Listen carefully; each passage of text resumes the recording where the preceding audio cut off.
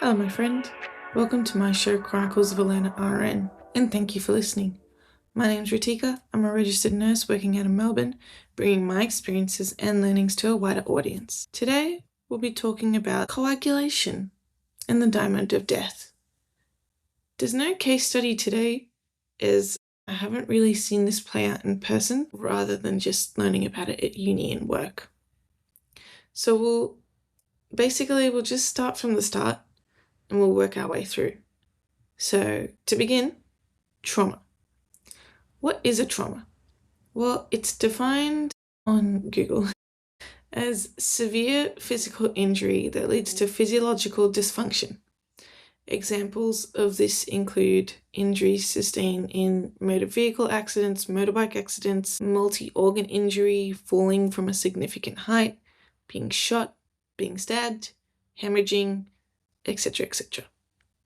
There are many injuries that classify as trauma. At work, we've got a code just for trauma, but it's split into two actions, so to say. If people come in meeting criteria and can potentially deteriorate after having a high-risk mechanism, then we alert all the necessary people. So like ICU, gen surge, anesthetics, the hospital coordinator, etc. If anyone has met the mechanisms but also has deranged vital signs, then they are at acute risk of deteriorating or are currently deteriorating. Therefore, we call a response, and all of these teams come to ED to deal with the trauma. When dealing with significant traumas such as hemorrhages, there is a phenomenon that previously was known as the trauma triad of death, but it's now known as the diamond of death. This is a largely lethal set of conditions precipitated by hemorrhage and form an unfortunate positive feedback loop that increases bleeding and, well, I did say it was largely lethal. Before we get into how the body messes up clotting to cause more bleeding, let's figure out how to actually make a clot. It's a complicated process, and there are many factors involved. Like, literally, they're called factors, 7 through to 13. There are 3 pathways: extrinsic, intrinsic, and the common pathway. The intrinsic pathway encompasses factors 8, 9, 11, and 12. Is brought on by clotting disorders such as hemophilia A, B, and C. The extrinsic pathway is brought on by damage to tissues and uses factors 3 and 7. Then whichever way the clot formation process begins, they both meet at the common pathway that uses factors 1, 2, 5, 10, and 13. Now, if you guys listened to my last episode, factor 5 may sound familiar, as Marcus number 2 had factor 5 lead-in, a blood clotting disorder. But in their case, it caused more clots to be formed than inhibiting clot formation. As these factors work together, binding agents such as thrombin and calcium are used to keep the cascade going. Prothrombin is formed, then thrombin, then fibrinogen, then fibrin, which is the stable clot. Fibrin is a long, thin, insoluble protein that forms like fishing nets to stabilize blood clots, so that they sort of hold their shape, I guess. Now, the coagulation cascade is a complex topic, and there is definitely more to be said on said topic in a purely academic sense. But the absolute basics are enough to get me by at work, so that's the extent of my own knowledge. If you want to learn more about the cascade, I implore you to research it. It's actually quite interesting. So we now know that there are many different moving parts in the formation of a blood clot. If any one of them becomes faulty, then the whole thing comes crashing down. This is where we move on to the trauma triad, and by extension, the diamond of death. The trauma triad consists of hypothermia, coagulopathy, and acidosis. The diamond death adds hypocalcemia to the existing 3 sort of conditions. So let's say we've got a patient. This is a very, very fake patient, Liz, who has had a motorbike accident and has fractured her pelvis and injured her spleen. We know that big bones like the pelvis have the potential to cause catastrophic internal bleeding, but so does the spleen. So say on our assessment, she's pale, she's drowsy, she's tachycardic at 130, she's hypotensive 70 on 30, and she's hypothermic 31 degrees because she was, say, out in the cold winter night for hours before anyone found her. I can see, and you will soon, that the trauma cascade is already in play. So let's break it down step by step. So step 1, you've got an acute traumatic hemorrhage, whether internal or external. This is due to her fracture as well as her splenic injury. This should be identifiable via ultrasound. Step 2, the hemorrhage leads to shock. That means you've got increased heart rate, decreased BP, increased systemic vascular resistance, weak pulses, altered conscious state, and inadequate heat production. This is shown by her recent vital signs. Hemorrhage plus the shock leads to decreased oxygen delivery to the tissues, which equals tissue hypoxia. This is caused by a less shift on oxyhemoglobin dissociation curve, which is actually also precipitated by hypothermia. So what I didn't mention was her oxygen saturations. She would be clinically hypoxic, but giving more oxygen may not fix it. A left shift means that oxygen has a higher affinity to bond with hemoglobin, but it cannot unload them into the tissues where it's actually needed. So the oxygen is sitting on the hemoglobin, gas exchange in the lungs is going well, like the oxygen is diffusing. It's just when it gets to the tissues, the capillaries, it just can't unload. So then this hypoxia/hypoperfusion increases anaerobic metabolism, which increases lactate and ketone production, which then, therefore, gives us a metabolic acidosis. The lack of oxygen in the tissues forces the body to create energy without it, hence anaerobic metabolism. This increases lactate because lactate is a byproduct of anaerobic metabolism, as well as ketones, which are both acidotic because oxygen and glucose go hand in hand for energy production. And if you can't make energy production with glucose, then the body can't use the glucose, if you get what I mean. And then therefore you've got lactate and ketones, which are both acidotic, which both cause metabolic acidosis.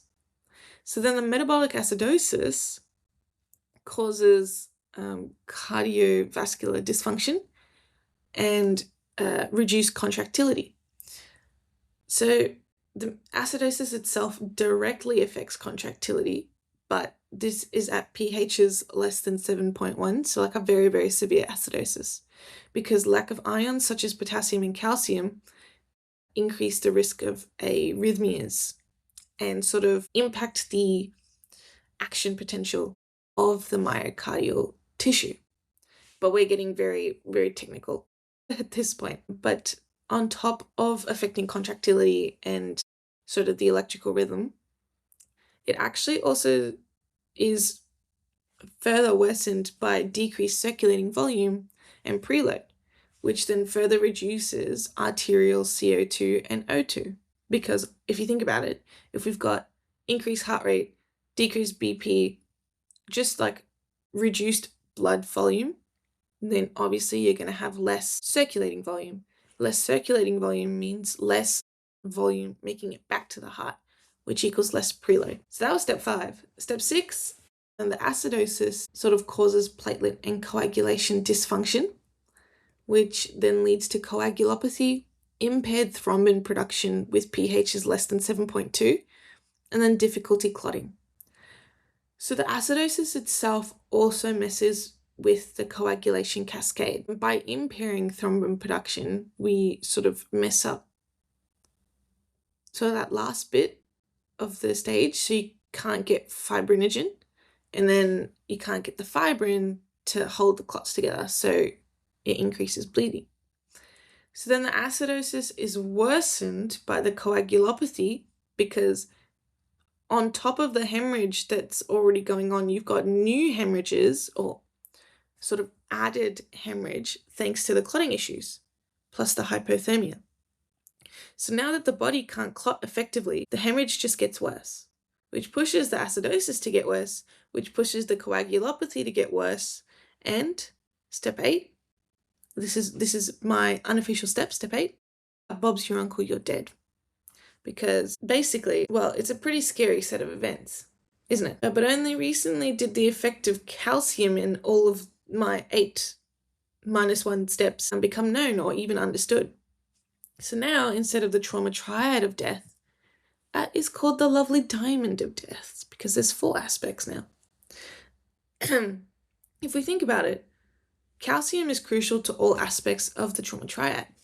It plays a vital role in so many systems, like osseous structures, neural transmissions, endocrine systems, cardiac contractility, vasculature constriction and dilation, hemostasis, and the coagulation cascade. Oh my god, I can't speak. Intracellular calcium is required for contraction. The concentration of intracellular calcium increases to facilitate said contraction. This is why hypocalcemia affects both mechanical and electrical dysfunction. It causes QT prolongation and decreased contractility, which ties in to step 5. It is essential for smooth muscle contraction, the same way as the myocytes for the myocardial contraction.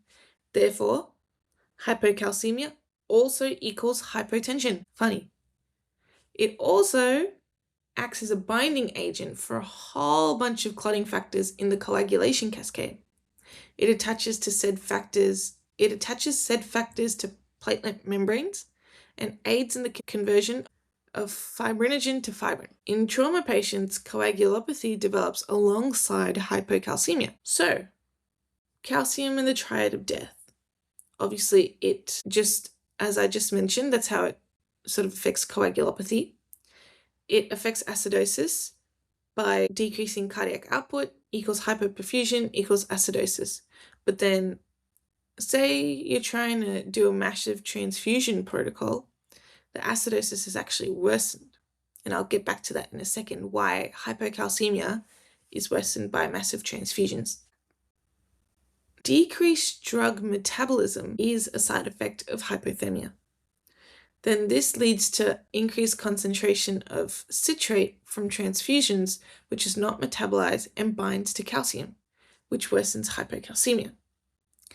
Hypothermia and hypocalcemia work together to worsen cardiac output, because hypothermia shifts the oxyhemoglobin dissociation curve to the left, like I said before, increasing affinity but decreasing ability to offload to the tissues, with hypocalcemia decreasing contractility.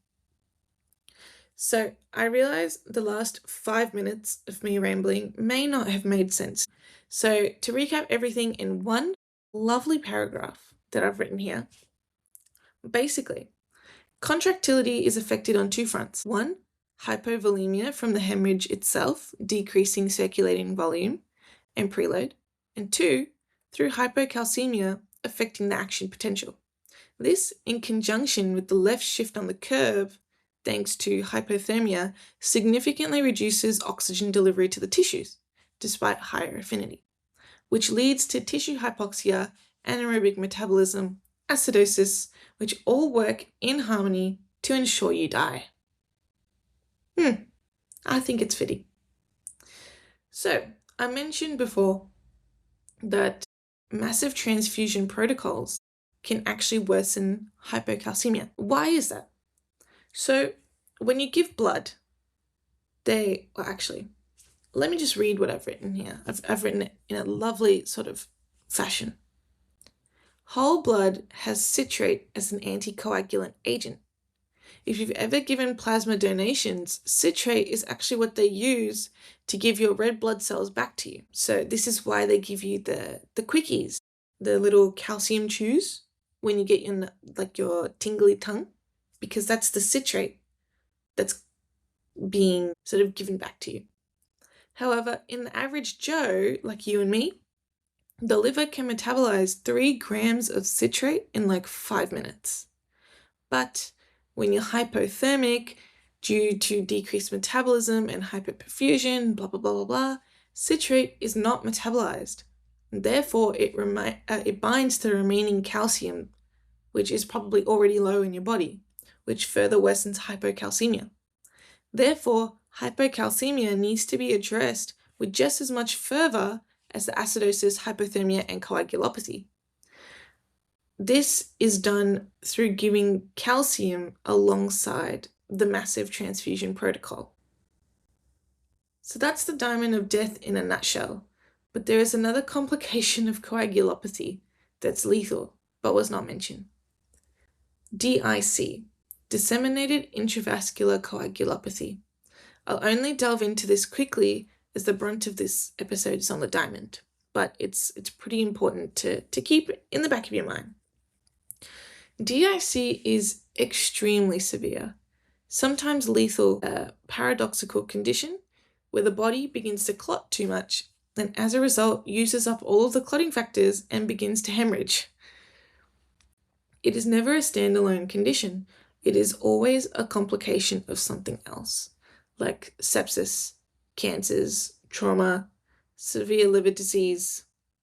The underlying pathophysiology includes the inflammatory process, intravascular fibrin formation, microvascular thrombi, and organ dysfunction. Consumptive intravascular coagulopathy and thrombocytopenia, and then widespread hemorrhage. In Bob's Your Uncle, You're Dead. Now that was a lot of fancy words. Basically, the body senses that it needs to clot, so that coagulation cascade plays out, except on a very, very microvascular level. However, by dotting all of these multiple microvascular clots, your clotting factors have now been used up. And so when you do need to clot, you start bleeding. To fix this, first you got to treat the cause, of course. You use fresh frozen plasma, cryoprecipitate, platelets, and if they aren't bleeding, say if it's chronic DIC, which is a thing, then you can use heparin to dissolve the clots. DIC is a very, very, very serious condition and can manifest as bleeding from odd orifices, as well as similar symptoms from our PE and DVT episode, indicating that there is actually a clot somewhere. So friends, that is why we take every precaution with traumas, because if left unchecked and allowed to deteriorate, we open a colossal can of worms that work together to bring the patient down. So that wraps up this, I feel like the only word to describe it is chaotic, episode of my show Chronicles of Elena RN. I have learnt a lot. I hope you have too. Please let me know in the comments if I really didn't make sense, and then I'll delve back into the topic and try to explain it sort of less jargony. So yeah, just let me know. I've got a plethora of cases and learning experiences that I'm excited to share with those of you that are willing to listen. If you enjoy what I do, what I say, and what I can bring to the table, then please comment, rate, subscribe to the podcast. It means a lot. Thank you, and see you next time.